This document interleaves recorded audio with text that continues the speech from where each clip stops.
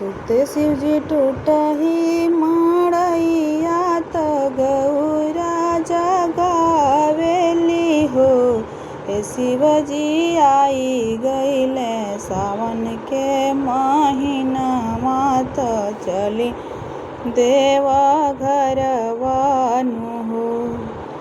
जुटल बड़े सारा जहान मात लागल बड़े मेलवानु हो। हे शिवजी लागल बा काम, हे शिवजी लागल बाड़े कांवरिया के भीड़ त देई दर्शन मानु हो।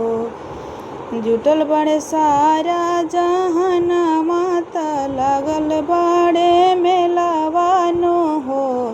हे शिवजी लागल बा कांवरियन के भीड़ त देई दर्शन मानु हो।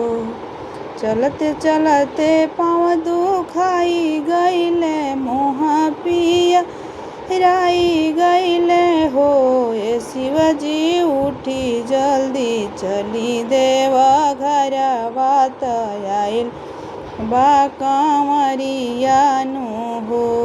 नलिन शिव भक्त के अरजिया त दीना दर्शन मानु हो। शिवजी देई दीना दिया के मोटरिया हंसत घरवा जइहेनु हो। सुनली न भक्त के अरजिया त दीना दर्शन मानु हो। शिवजी देई दीना दया के मोटरिया हंसत घरवा जइहेनु हो। सुत शिवजी टूटही मड़ैया त गौरा जगावेली हो। शिवजी आई गईले सावन के महीना मात चली देवा घरवानु हो।